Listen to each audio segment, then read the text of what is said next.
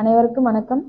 இந்த வழக்கில் கைது செய்யப்பட்டுள்ள 3 நபர்களும் பொதுமக்களோட செல் நம்பருக்கு SMS மூலமாக குறைந்த வட்டியில் 1% 1 லட்சம் முதல் 10 லட்சம் வரை லோன் பெற கீழ்கண்ட ஃபோன் நம்பரை அணுகுவோன்னு சொல்லிட்டு பல்க் மெசேஜை அனுப்பி விட்டுறாங்க.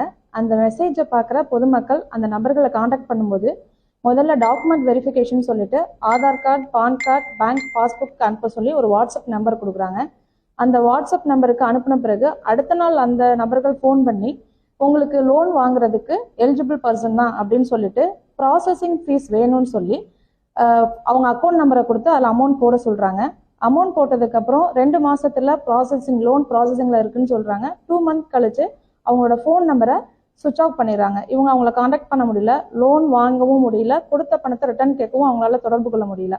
இது போல் அவங்க எந்தெந்த நேமில் யூஸ் பண்ணுறாங்க அப்படின்னா பிரதமர் மோடியோட முத்ரா லோன், தனலட்சுமி தனிநபர் கடன், கேபிட்டல் ஃபினான்ஸ் அப்படின்ற பேரில் யூஸ் பண்ணி அவங்க டிபி ப்ரொஃபைல்லையும் இந்த நேமில் வச்சு அவங்க நம்புறது மாதிரி நம்பி ஆசை வார்த்தை கூறி லோன் தரேன்னு சொல்லிட்டு ஏமாத்திடுறாங்க. இது போல் குறைந்த வட்டியில் லோன் தரேன்னு சொல்லியோ அல்லது பார்ட் டைம் ஜாப், ஷேர் மார்க்கெட்டில் முதலீடு பண்ணால் டபுள் ஆக்கி தரோன்னு சொல்லியோ இல்லை பேங்க்லேருந்து பேசுகிறோம் KYC அப்டேட்காகன்னு OTP கேட்டாலோ யாரும் தர வேண்டாம்.